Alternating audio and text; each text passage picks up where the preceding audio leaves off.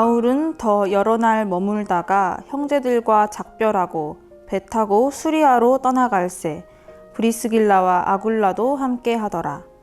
바울이 일찍이 서원이 있었으므로 겐그레아에서 머리를 깎았더라. 에베소에 와서 그들을 거기 머물게 하고 자기는 회당에 들어가서 유대인들과 변론하니 여러 사람이 더 오래 있기를 청하되 허락하지 아니하고 작별하여 이르되 만일 하나님의 뜻이면 너희에게 돌아오리라 하고 배를 타고 에베소를 떠나 가이사랴에 상륙하여 올라가 교회에 안부를 물은 후에 안디옥으로 내려가서 얼마 있다가 떠나 갈라디아와 부르기아 땅을 차례로 다니며 모든 제자를 굳건하게 하니라. 샬롬. 사랑하는 성도님, 저는 올해를 시작하며 운동하는 것, 일찍 자고 일찍 일어나는 것과 같은 몇 가지 새해 다짐을 세웠습니다. 며칠 전 어느새 6월에 접어들었다는 것에 놀라 연초의 목표들을 쭉 돌이켜보니 제가 수차례 마음을 먹고 노력했음에도 불구하고 제대로 그 목표들을 실천하지 못하고 있음을 깨달았습니다. 작심삼일이라는 말처럼 제가 아무리 다짐하고 마음먹어도 시간이 지나면 처음의 마음이 끝까지 유지되기 어렵다는 것을 보게 되었습니다. 이처럼 사람의 의지는 쉽게 흔들리는 연약함이 있습니다. 그러나 사도 바울은 항상 흔들림 없이 또 거침없이 하나님이 맡기신 소명을 향해 나아가고 있습니다. 도대체 어떻게 그럴 수 있었을까요?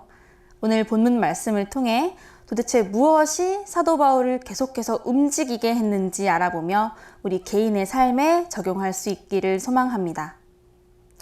사도 바울은 과연 우리와 조금 다르게 창조된 사람이었을까요? 몇백 킬로미터가 넘는 길을 쉬지 않고 걸어도 지치지 않는 강철 체력과 돌과 매를 죽기까지 맞아도 금방 치유되는 어마어마한 능력의 소유자였을까요? 그렇지 않습니다. 바울이 방대한 지식과 전도, 설교에 특출난 달란트가 있었던 사람임은 틀림없지만 그도 우리와 같이 자신의 뜻과 의지대로 행하기도 하고 연약한 모습을 보이는 사람이었습니다. 사도행전을 쭉 묵상해 오신 우리 성도님들은 2차 전도 여행의 시작 때에 마가 요한이 동행하는 것으로 인해 바나바와 바울이 크게 다투고 갈라섰던 것을 잘 기억하고 계실 것입니다. 또 예수의 영이 바울이 아시아로 다니며 말씀 전하는 것을 막으심에도 비두니아로 가려고 애썼다라는 말씀도 찾아볼 수 있죠. 그리고 그는 두려운 것이 없어 보이지만 마음속에 복음 전하는 것에 대한 어려움과 두려움이 있었던 것으로 추측해 볼 수 있는 구절이 18장 9절에 기록되어 있습니다. 두렵지 않고 지치지 않는데 왜 주님께서 바울에게 두려워하지 말고 말해라. 내가 너와 함께 있으니 그 누구도 너를 해하지 못할 것이고 또 많은 사역의 열매를 맺게 될 것이다 라고 위로하고 격려해 주셨겠습니까? 그러나 제가 사도 바울을 묵상하며 깨달은 것은 그가 자신의 뜻과 의지를 주님 앞에 내려놓을 줄 아는 사람이었다는 것입니다. 우리는 다음의 내용을 통해 주님의 인도하심에 바울이 어떻게 대처했는지 확인할 수 있습니다. 예수의 영이 비두니아로 가는 것을 허락하지 않으셔서 드로아로 내려간 바울은 밤중에 마게도냐 환상을 보게 됩니다. 그리고 그는 그 환상을 보자마자 즉 바로 그의 선교팀과 함께 마게도냐로 떠나기를 힘썼다고 성경은 증언하고 있습니다. 우리가 어떤 일을 열심히 애쓰다가 도중에 중단이 되면 가장 먼저 어떤 마음이 들까요? 답답하고 억울하기도 할 것입니다. 만약 제가 바울이었다면 주님, 제가 저를 위해 일하는 것도 아니고 예수님의 복음을 전하려고 하는 것인데 왜 막으시는 겁니까? 하고 원망했을지도 모릅니다. 하지만 바울은 고집을 세우지 않고 자신이 계획했던 선교 여행의 길을 성령님의 인도에 맡겼고 그 결과 아시아에서만 갇혀있던 복음이 유럽으로 퍼지게 되는 놀라운 역사의 시작이 되었습니다. 그가 유대인들의 대적과 비방에도 고린도에 1년 6개월간 더 머무르며 하나님의 말씀을 가르쳤던 것도 에베소 사람들이 더 머물기를 청함에도 만일 하나님의 뜻이면 너희에게 돌아오리라 고 답하며 그곳을 떠났던 것도 모두 그가 주님의 뜻을 가장 우선순위에 두었기 때문에 가능했던 일입니다. 지금까지 사도 바울이 우리와 성정이 같지만 주님 앞에 자신의 뜻을 내려놓을 줄 아는 사람이었다라는 말씀을 드렸습니다. 그렇다면 바울은 어떻게 이렇게 할 수 있었던 걸까요? 그것은 그가 하나님의 말씀에 붙잡혀 있었기 때문입니다.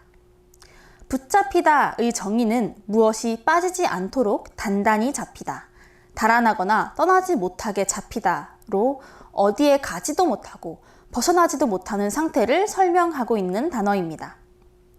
바울은 하나님 말씀 안에 있는 그분의 꿈과 계획이 자신의 머리와 마음과 입에서 떠나지 않았던 것입니다. 자신의 생각에 따라 결정하고 다짐한 것이면 내게 유익이 없어 보이거나 힘이 들어서 미루거나 그만둘 수 있습니다. 마치 제가 처음에 말씀드렸던 제 올해의 다짐처럼 말이죠. 그렇지만 사도 바울은 자신의 꿈이 아닌 하나님의 꿈을 꾸었기 때문에 그 모든 어려움에도 포기하지 않고 말씀을 따라 나아갔습니다. 낮이나 밤이나 앉아있거나 서있을 때에도 언제든지 그러지 않고서는 견딜 수 없는 성령님의 불이 마음을 감동시켰기 때문입니다. 사랑하는 성도님, 우리도 하나님의 말씀과 그분의 뜻에 뜨겁게 감화 감동되어서 예수님을 전하지 않고는 견딜 수 없는 삶을 살게 되시기를 예수님의 이름으로 축복합니다. 하나님 말씀에 붙잡혀 그 뜻대로 사는 삶을 살았다는 것은 항상 말씀을 가까이 하고 하나님의 뜻을 구하고 확인하는 기도의 시간을 반드시 확보했다는 뜻이기도 합니다. 잠언 3장 3절부터 6절 말씀을 제가 읽어드리겠습니다. 인자와 진리가 내게서 떠나지 말게 하고 그것을 내 목에 매며 내 마음판에 새기라. 그리하면 내가 하나님과 사람 앞에서 은총과 귀중히 여김을 받으리라.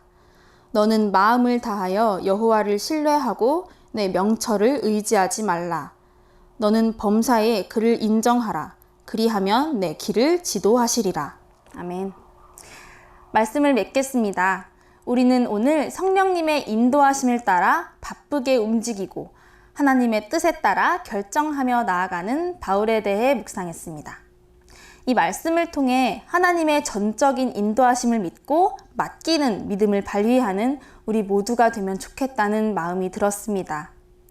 이 세계와 모든 사람을 창조하신 창조주 하나님의 말씀이 우리 신앙 여정의 내비게이션이 되도록 진리의 말씀이 우리에게서 떠나지 않는 삶을 사모하며 하나님을 신뢰하고 나의 유한한 지식과 분별력을 의지하는 것이 아니라 범사에 하나님을 인정하며 내 길을 그분께 맡기고 그분을 나의 욕망, 이익, 결정, 관계 등 모든 것들보다 우선순위에 두는 삶을 사는 저와 여러분이 되길 예수님의 이름으로 축복합니다.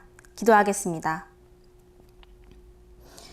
하나님 아버지, 살아계신 말씀 예수 그리스도를 우리에게 보내주셔서 우리가 하나님의 뜻과 계획에 따라 살아가는 복된 인생 되도록 허락하신 은혜에 감사합니다. 때로 우리는 명확해 보이지 않고 내게 손해가 될 것 같은 주님의 인도하심 앞에서 고민하기도 하고 잘못된 선택을 하기도 합니다. 그렇지만 오늘 말씀과 바울의 모습을 통해 내가 죽고 내 안에 계신 예수님께서 사시는 것이 놀라운 축복이며 그렇게 내 안에서 예수님께서 역사하시기 위해 하나님 말씀과 그 뜻을 구하고 확인하는 기도 생활이 너무나 중요함을 다시 배웠습니다. 그러니 내 뜻과 경험을 내려놓고 주님 뜻을 가장 먼저 생각하는 내 작은 사랑 표현을 통해 하나님만 영광 받으시기를 구합니다. 감사드리며 살아계신 예수 그리스도 이름으로 기도드렸습니다. 아멘.